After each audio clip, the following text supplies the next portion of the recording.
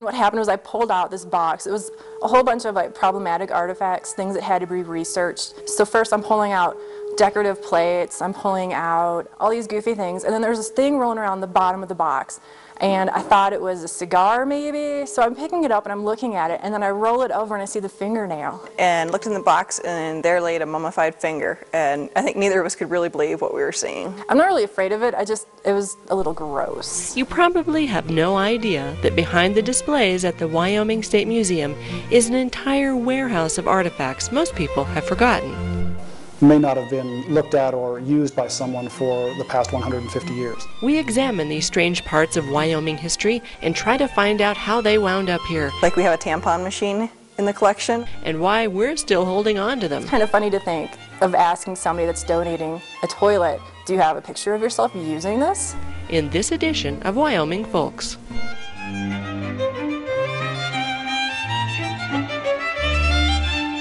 We don't know exactly where the mummified finger came from.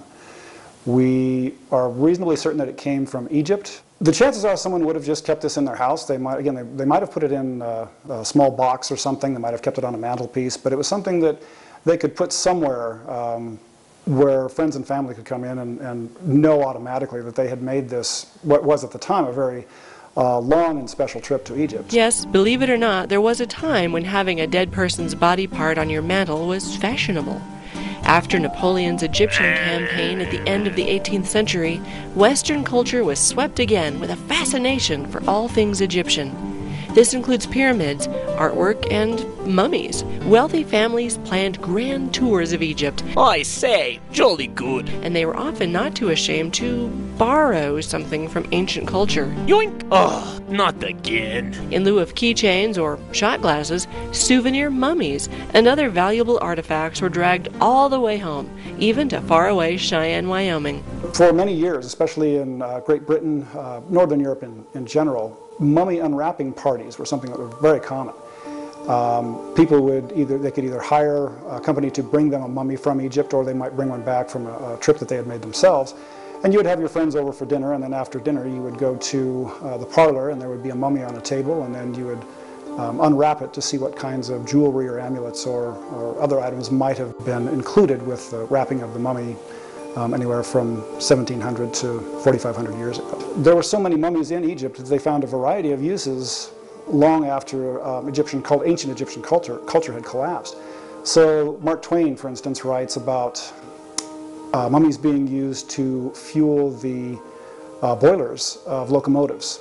Mummies were boiled and used for medicinal purposes. So they would put mummies in a big vat, they would boil them up, they would skim the fat off at the top of the boiling water, and then they would pour that into a jar, and then they would give that to people to drink because they thought it had medicinal purposes. Drink this, Governor.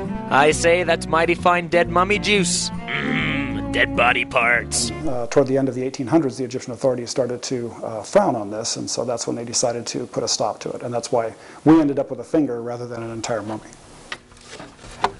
While some Victorians were nabbing mummified remains, others were making mementos of their own dead relatives in a way that we can all be thankful has gone out of fashion. Hair wreath making was very popular during the Victorian period in the late 1800s. That's right.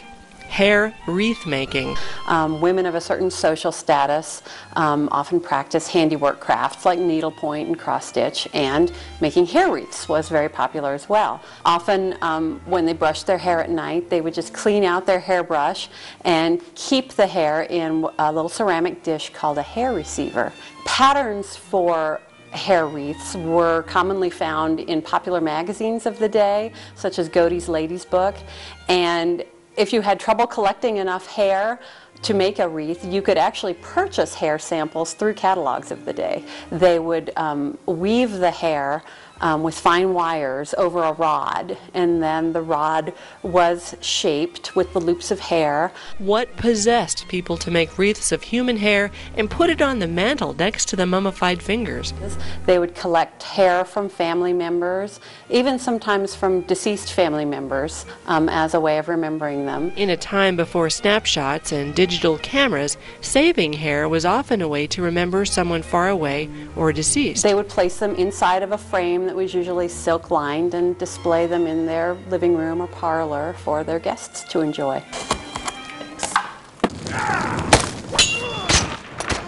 Since biblical times, people have been dedicating massive amounts of their time to fighting with each other.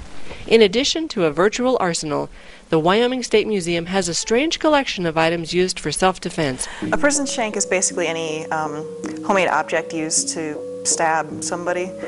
They can be made out of glass or metal or even plastic that's kind of been whittled down, and then you just wrap something soft around the handle or to form a handle so that when you're shanking somebody you don't get hurt. They came from the prison in Rawlins. We don't know if they were ever used. They were given to the former governor and then we got them from him, so we don't really know the history of them other than they were taken from actual prisoners. These prison shanks were actually given as a gift to then Wyoming Governor Jack Gage. I really don't know. He may have came for a visit or something. They might have just been showing them to him, or somebody might have thought they'd make a unique present for the governor, but I'm not sure why exactly. Well, we take things that relates to all aspects of history of Wyoming, and prisoners are obviously part of Wyoming. A perusal of some of the collection's drawers reveals a plethora of other handheld weapons. The function of brass knuckles is really pretty simple. What you're looking to do is take the force of a punch and narrow down the surface area that the force is traveling through. And the brass knuckles were found in Minnesota, a bit of a backwoods area of Minnesota. And they were found in 1880, and the donors strongly believed that they had once belonged to a member of the James Younger gang in Minnesota, they had been in the area a few years prior to that. And so the donor couldn't think of any other reason why someone living in that area would have had brass knuckles. Were these brass knuckles really used by members of the Younger gang? Like a lot of other items in the museum, the veracity is often debated. Among the many examples are these boots, supposedly worn by Big-Nosed George when he was hanged, or this small mummy believed to contain a cat. Well, sometimes people are a little confused about what they have. No end of things reputed to have been owned by Tom Horn offered to us on a regular basis. It's like playing telephone, nothing ends up quite right. We had a woman that came into the museum and wanted to donate a petrified Native American moccasin. Long ago we did have somebody offer us a Native American headdress. And it turned out to be a rawhide dog chew. Yeah, and it had this little made in China tag. If Tom Horn truly made all of the ropes that are offered to us every year, then that's pretty much all he would have ever done. He wouldn't have had the chance to go after Willie Nickel or anybody else because he would have been too busy making ropes. An X-ray revealed that what's inside are actually a roll of towels, while the authenticity of the boots is still up in the air. What does the museum tell someone donating the hatchet that George Washington used to chop down the proverbial cherry tree, or some other debatable item? We don't really want to disprove them. I mean, if there's something that is super obviously wrong, we're going to, note that they believe this, but we know that it's not true. A lot of the artifacts at the Wyoming State Museum are articles of clothing. However, after looking at some of them, you have to wonder, what were they thinking? And why would you wear a dead bird on your head? Mostly because it was considered fashionable at the time. These hats were really popular in the late 20th century. The height of popularity was around the 1880s. It's not as weird as it seems, I guess. In general, people have been wearing, clothing made out of animal fur or skin for thousands of years. I mean, we can think of leather coats and fur hats that people own today as just part of that kind of trend. But during the 1880s and around that time period, they were extremely popular, and there were these very elaborate hats that had bird feathers on them, they had fruit on them, entire birds, and sometimes even small mammals like rats or lizards were also on them. But the birds, like the hat that we have in our collection here, was by far the most popular hat to wear of that time period.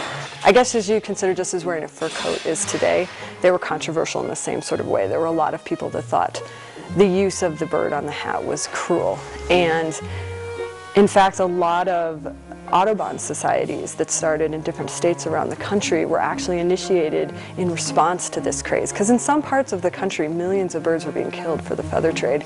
And so a lot of these societies started in order to help create some of the first laws that protected wildlife in this country.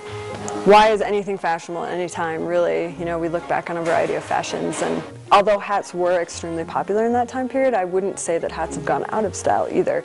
I mean, a lot of people wear baseball hats, for example, today. Those are extremely popular, and out west here, cowboy hats are still quite popular.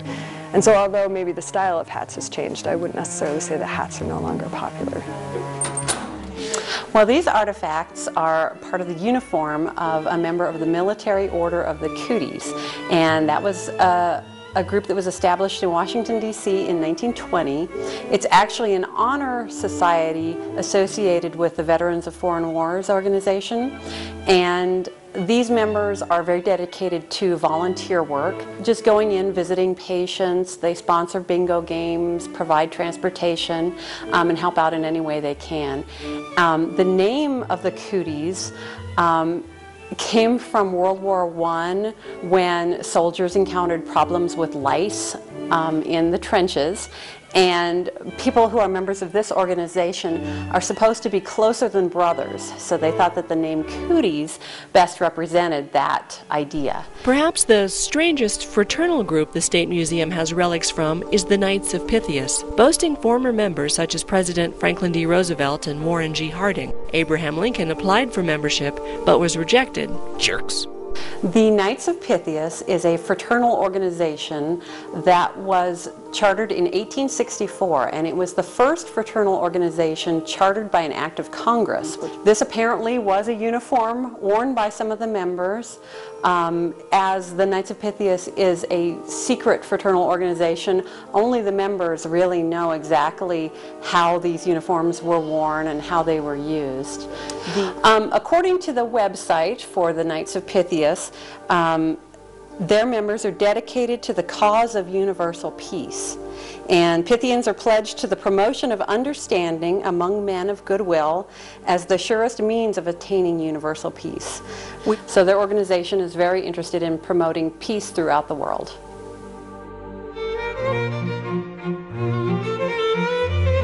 When Herschler was running for governor, it was something that he did, just handing out Hershey bars with, Herschler instead of Hershey on the wrapper as a campaign kind of treat. One of them still had the chocolate in the candy bar, so we took the chocolate out and disposed of it. Did you eat it? No. It was white. No, we generally don't taste anything in our collection. It could be very deadly to you or make you very sick, but it could, lead to bringing bugs in that want to eat it, because bugs aren't as particular about old food as we are. When not dying or fighting, people are eating. Constantly. So it goes without saying, a repository of human history wouldn't be complete without some 100-year-old elk meat, or some other items you might find even more unappetizing. Originally, these crackers were believed to be hardtack made by the German army. Soldiers would often, either out of necessity or just as souvenirs, would collect things and then sometimes bring them back. And so it's likely that these got brought back to Wyoming in the same sort of fashion by a U.S. soldier that was over there during World War II. However, a closer inspection of the crackers reveals the phrase trademark written in English below the swastika, which makes you wonder, where exactly did they come from? Well, the swastika actually has been used in a variety of cultures all over the world, and for thousands of years it's shown up. It's most often it's actually been a symbol of luck and prosperity, and we've found the symbol as far back as Neolithic India, and it's even used commonly today in religions such as Hinduism and Buddhism. And it really wasn't until 1920, when the Nazis adopted it as their party symbol on their flag, that it took on the connotations that we often associate it with today, especially in the Western world, of anti-Semitism and violence and fascism. Was the swastika on the package simply used as a domestic trademark by an American company before it became the symbol of the Nazi Party? We don't know. Aside from being stamped with the Führer's seal of approval, another oddity of the swastika crackers is that they are one of the few food items still intact in the entire museum. We emptied the cans because pop can be very corrosive over time, and we didn't want to put it in the collection and come back years later to find that the Pepsi had eaten through the cans. So what I did was I drilled some really small holes in the bottom of the Pepsi cans and then just drained it, filled it up with water, 8 million times just to clean it all out. No, we didn't taste it, but the curator who drained the cans did end up wearing some of the Pepsi. I heard the Pepsi got on you. Might have. In fact, protecting the artifacts in museums is something of an obsession of any good curator. Yeah, there's a lot of things that we have to watch for in the museum just to preserve the artifacts. And different insects are attracted to different things. So you've got beetles, and you've got dermestids, you've got your silverfish, and all these things which will feed on different types of paper. They'll feed on leather, hide. Not too long ago, I found a white-marked spider beetle, which was just a little bit out of place. In addition to animal pests, sometimes fighting human threats to artifacts is also part of the job. I worked at a museum in Great Britain for a couple of years, and I remember going through one evening to close up the museum to make sure that all of the patrons had left and that all the cases were locked and that everything was set for the alarms to be turned on. And I found out a little bit later on that evening that actually, as I had made my way through the museum galleries, a patron, or for lack of a better term, had climbed up on top of one of the exhibit cases during the opening hours and had hidden up there in the dust until I had made my rounds. And then after the museum was closed and alarmed, he had jumped down from the top of the case, broken into a case to steal some Iron Age gold coins, and then he promptly broke out a window and escaped down the road. It was a bit of a disconcerting feeling to come into the museum and realize that as I was making my rounds, someone was holding their breath up on top of a case as I walked by. The individual who took the gold coins, though, was not the brightest person in the world. He, after breaking into the case and escaping down the street shortly afterward, he went to the local pub and tried to sell the gold coins to someone who was sitting there, and there just happened to be a policeman sitting nearby who promptly arrested him and brought the coins back to the museum.